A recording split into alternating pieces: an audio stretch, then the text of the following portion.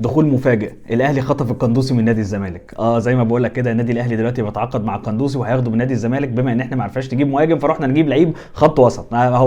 اي حاجه يا جماعه، بس مش هينفع نخش بالقائمه بتاعتنا بتاعت الاجانب مش شغاله يعني، ده حتى يبقى عيب. والحلقه دي فيها غير القندوسي كمان فيها كلام مهم جدا عن كاس العالم للانديه، لان في مجموعه من الناس سالتني شويه اسئله محتاج ان انا اجاوب عليها ليها علاقه بنظام البطوله وايه اللي هيتغير فيه وايه الحاجات ديت، يعني حته سريعه كده. بس في ملاحظه مهمه جدا، ان اوكلاند سيتي اللي هيلاعب النادي الاهلي ده هو الاكثر مشاركه في هذه البطوله ب9 مشاركات، والنادي الاهلي يليه على طول ب8 مشاركات. بس النادي الاهلي اكتر فريق لعب عدد مباريات في البطوله دي 18 ماتش.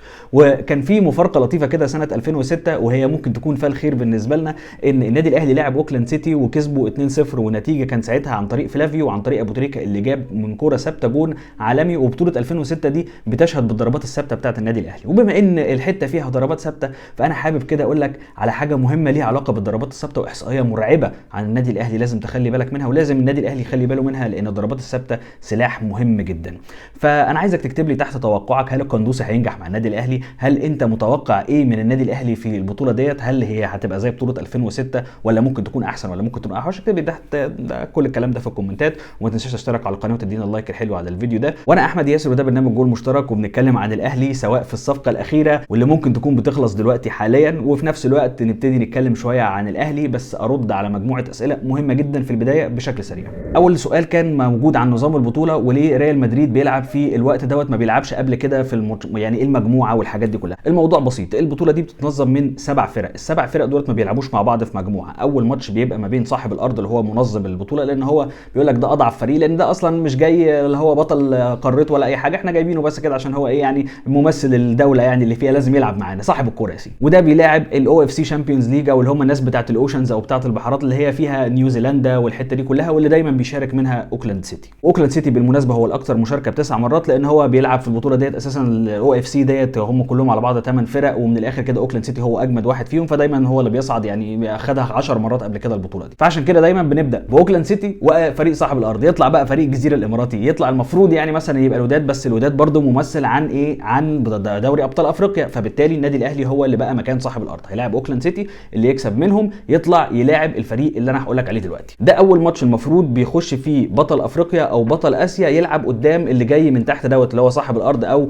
فريق اللي هو بتاع الاو اف سي. والناحيه الثانيه المفروض ان هو بيقابل برده واحد من الاثنين، بطل افريقيا او بطل اسيا، وبيلاعب فريق اللي هو كونكا كاف، او اللي هي بمعنى اصح البطوله بتاعت امريكا الشماليه. زمان كان بيبقوا متحددين على طول، ولكن دلوقتي بقى في نظام قرعه، علشان كده النهارده احنا شايفين ان الناحيه الثانيه بقى فيها بطل اسيا وبطل افريقيا، والاهلي هيطلع يلاعب بعد اوكلاند سيتي ان شاء الله بعد ما يفوز هيلاعب بطل الكونكا كاف اللي هو المفروض فريق سياتل الامريكاني. خلصنا دول العالم الثالث، نخش لدول العالم الثاني. اللي يكسب بقى من هنا واللي يكسب من هنا، يعني مثلا ان شاء الله يبقى الاهلي، والناحيه الثانيه ان شاء الله باذن الله يبقى حد من الوداد، يعني ممكن يبقى الوداد او الهلال، اي الاثنين برضه اخواتنا مفيش مشكله، هيطلع يلاعب بطل امريكا الجنوبيه اللي هو فريق فلامينجو، والاهلي هيطلع ان شاء الله باذن الله يلاعب ريال مدريد. وهنا ده اللي بيخلي البطوله تخش فيها ريال مدريد متاخر هي وبطل امريكا الجنوبيه، لان من الاخر كده احنا ماشيين البطوله بالتدرج طبقا يعني للارقام واللي بتقول انهي هي الفرق الاقوى، عشان نخلي الفريق او نخلي البطوله في الاخر ليها شكل. النظام ده هيتغير من السنه الجايه، احتمال كبير، واحتمال بطوله كاس العالم تبقى بتقام كل 4 سنين، ويبقى فيها بقى بنتكلم على 32 فرقه و8 مجموعات والكلام ده كله. كل الحاجات دي هنعرفها في الفتره الجايه من الاتحاد الدولي. واخيرا عن البطوله ديت اللي انا اقدر اقوله لك، ان المفروض قناه اس اس اي الرياضيه اللي هي بتاعه السعوديه، المفروض ان هي اتقال ان هي هتذيع البطوله دي بشكل يعني مجاني للناس على النايل سات، فهنبقى نحط لكم التردد تحت في الكومنتات علشان برضو تشتركوا عليه وتروحوا تشوفوا البطوله هناك ان شاء الله باذن الله، لو طلع كلامهم صح يعني. كده انا جاوبت على اسئله الناس في كاس العالم للانديه. الموضوع الثاني اللي انا هتكلم فيه هو موضوع القندوسي. القندوسي انا كنت اتكلمت عليه فتره قبل كده لما كان الاهلي بيلعب البطوله اللي فاتت في دوري ابطال افريقيا قصاد فريق وفاق سطيف، وقلت قد ايه ان هو لعيب مفيد ولعيب مهم، لعيب مهاري عنده مهاره كويسه جدا. ولكن انا شايف ان الصفقه دي هي مجرد سد خانه زياده في وسط الملعب وخلاص. يعني انا كنت شايف ان القندوسي ده ممكن يبقى مكان برونو سافيو، او يقدر، هو الميزه اللي فيه ان هو بيقدر يلعب 8 وبيقدر يلعب 10 وساعات كمان بيتحط على الاطراف، ولكن هو قوته دايما في ان هو يلعب 8 او يلعب 10. فبالتالي لو هيلعب رقم 10 فبالتالي كده احنا بقى عندنا 2 اجانب بيلعبوا رقم 10 اللي هو برونو سافيو والقندوسي.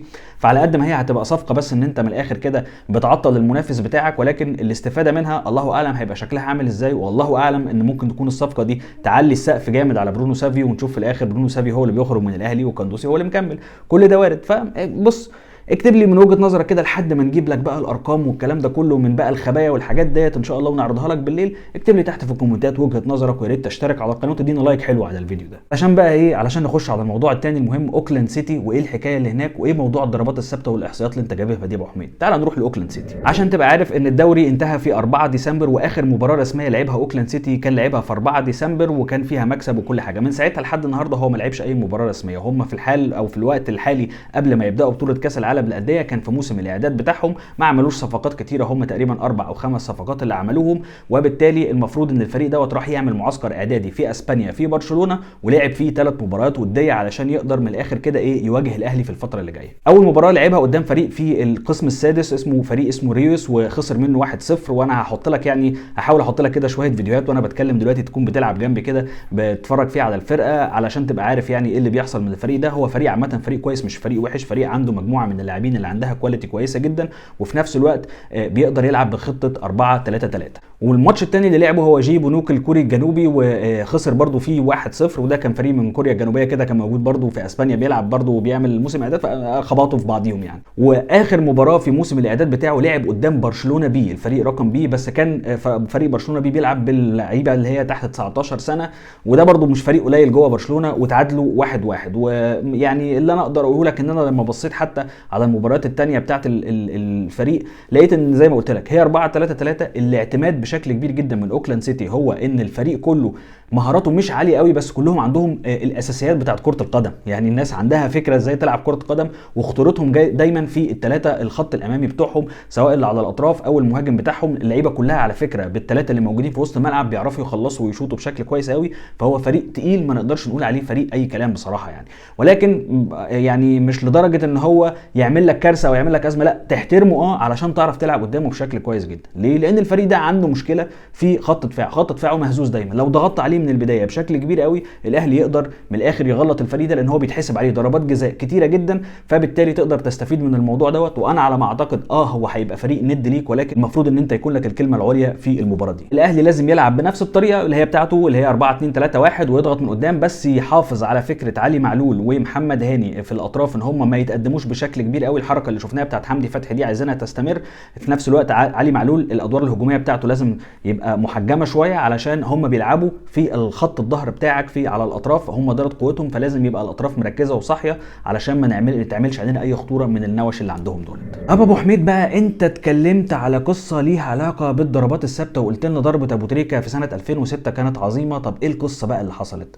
خليني اقول لك ان انا بمساعده احد الاصدقاء المحترمين اللي انا يعني بوجه له الشكر بشكل كبير جدا، هو صديقي محمد داوود، قدرت ان انا اوصل لاحصائيات اخر 5 مواسم في الدوري المصري النادي الاهلي كان بيعمل ايه في الضربات الثابته. الضربات الثابته اللي انا بكلمك عليها اللي هي الضربات اللي على خط ال18، علشان ما نبقاش بقى بنتكلم على كورنرات ومش عارف ايه، لا انا بكلمك على الضربات الثابته اللي هي الكره اللي على ال18 اللي كنا بنشوفها ابو تريكه كده يلعبها الموزه وتروح رايحه في البتاع دوت، او ان هي لعبه بتتلعب مثلا ابو تريكه يروح مباصي بركات يروح حاطط سرول متعب جايب جون مثلا، يعني نفس الفكرتين دول. فخلينا نبدا بالفكره الاولانيه، الشوط مباشر على الجون. احنا جالنا 132 ضربه ثابته في 5 مواسم. حلو، عملنا فيهم ايه؟ 36 واحده بس هي اللي راحت على الجون، يعني بنسبة 27% من اللي احنا شطناه بس راح على الجون. طيب ال 27% دولت بقى انت جبت منهم كام جون؟ جبت منهم جونين. في اخر 5 مواسم انت جبت ضربتين ثابتتين فقط مباشره على الجون، شطها راحت دخلت في الجون، والاثنين كانوا علي معلول. بص بقى اسمع الارقام، الاثنين دول دخلوا من امتى؟ واحده دخلت يوم 9 اغسطس في ماتش الاهلي وانبي سنه 2020، والثانيه اللي جت بعديها دي كانت في ماتش الاهلي والمحله بتاريخ 22/11/2021. يعني احنا تقريبا بقالنا سنه وكسور وداخلين اهوت على السنه الثانيه، بنقول يعني سنه، هنعتبر ان هي سنه وشهرين 3 ما جبناش ولا ضربه ثابته بشكل مباشر على الجول. ودي احصائيه مخيفه جدا بالنسبه لي، لان احنا بقالنا فتره طويله جدا من ساعه ما عبد الله السعيد ومشي وبعديها وليد سليمان اعتزل، ما فيش حد بيشوط ضربات ثابته في النادي الاهلي غير علي معلول. والفتره الاخيره علي معلول مش ظاهر له، وفي نفس الوقت ما بيجيلناش ضربات ثابته كتير، فبالتالي احنا لازم نستغل السلاح ده لما يجي لنا ان احنا نجيب منه اهداف بشكل كبير قوي. طب نروح للنقطه الثانيه اللي هي اللعبه بقى اللي انا اللي بتحصل من على ال18، حد يباصي لحد ويحط ثرو يجيب جون مثلا. جالنا 210 كوره ثابته في الحته دي ولعبناهم بفكره اللي هي التركيبه الهجوميه، قدرنا في 69 مره نجيب يعني من الاخر كده الكوره تتلعب وتروح على جون وتعمل هجمه خطره، يعني بنسبه تقريبا 33%. سجلنا منهم 14 بنسبه 20%، ودي نسبه كويسه مش وحشه انك تسجل 14 هدف من كور تركيبات هجوميه، دي حلوه، بس برضو النسبه دي محتاجه تزيد. بس النسبه بالنسبه لي الاخطر الشوط بشكل مباشر على المرمى، ده لازم يتحسن بشكل كبير جدا ولازم نفكر فيه، لان ده سلاح مهم جدا بالذات في المباريات اللي هي بتبقى مقفله معاك قوي، او في المباريات الكبيره اللي انت بتبقى مقفل وفي نفس الوقت يا دوبك بتبقى مستني فرصه او فرصتين في التوب ليفل، زي مثلا لما بتلاعب ريال مدريد، لما بتلاعب فرق امريكا الجنوبيه بالمنظر ده زي بالميراس مثلا لما كنا بنعمل، بتبقى مباريات مقفوله دي تحل لك، وده سلاح مهم لازم يكون موجود عند النادي الاهلي. اخيرا وليس اخرا انا عايز اكلمك عن القايمه في شكل سريع. طيب يعني ايه بقى في شكل سريع؟ يعني بمعنى اصح كده اقول لك مين القايمه اللي انا متوقعها بنسبه كبيره قوي. لو هنتكلم على حراسه المرمى فطبعا الشناوي وعلي لطفي ومعاه حمزه علاء، ده ما عندناش خلاف عليهم، ولكن المشكله اللي موجوده في خط الدفاع. عندك على الباك اليمين هيلعب هاني ومحمد عبد الفتاح، دولت موجودين في القايمه، ومعلول ما معوش حد تاني غير بتهيألي محمد اشرف اللي هيكون موجود، ولكن الاربعه اللي المفروض يكونوا موجودين في خط الدفاع فانت بتتكلم على متولي وعبد المنعم ومعاهم كمان رامي ربيعه، بس الرابع بتاعهم مش عارفين لحد دلوقتي هيكون مين. بنسبه كبيره ممكن يكون ياسر ابراهيم، وبنسبه كبيره يعني المركز ده ممكن يستفيد بيه في خط الهجوم، فعندنا مشكله بس في المركز ده. في الوسط انت عندك الثلاثه المعروفين اللي في الخط الوسط طبعا هم لازم يكونوا موجودين في القائمه، ديانج وحمدي فتحي ومعاه السوليه، وقدامهم الاثنين اللي بيلعبوا في خط او في مركز رقم 10 سواء برونو سافيو او قفشه. وهنروح بعد كده للاطراف، هتتكلم بقى على عبد القادر على الشمال، وعلى اليمين حسين الشحات، بديل حسين الشحات ممكن تحطه تاو، والناحيه الثانيه بديل عبد القادر ممكن تحطه طاهر محمد طاهر، في الهجوم ممكن تحط محمد شريف ومعاه كهربا، وهيظل كده في مركز موجود في الاطراف برضو تقدر تستغله، ومركز موجود عندك في خط الدفاع. فالمركز اللي في الاطراف ده هتحط فيهم واحد من الاثنين، يا اما هتحط القندوسي وتزود عدد نص الملعب، يا اما هتحط الضاوي وتزود عدد الاطراف، فده واحد من الاثنين دولت هيكونوا موجودين. ده طبعا بجانب ان هيكون معاك مروان عطيه، ده من ضمن القائمه، يعني احنا بنتكلم على 22 هو او 3 او 21، والمركزين اللي انا بكلمك عليهم ممكن يكون القندوسي او الضاوي فيهم. والناحيه الثانيه في مركز الدفاع لسه مش عارفين هو هيعمل ايه، ممكن تلاقي الضاوي والقندوسي الاثنين موجودين، ويبقى بيعتمد على حمدي فتحي ان هو يكون باك اب بالنسبه للعيبه اللي في خط الدفاع. كده انا بقى قدرت ان انا اقول لك كل حاجه النهارده بالليل، لو عرفنا تفاصيل اكتر عن القندوسي هنطلع نقولها وهنتكلم عليها، وان شاء الله باذن الله نحتفل. قول لي رايك في كاس العالم للانديه ومتوقع ايه للنادي الاهلي تحت في الكومنتات، وما تنساش تشترك على القناه وتدينا لايك حلو على الفيديو ده وتعمل له شير، واشوفك الحلقه الجايه. سلام عليكم.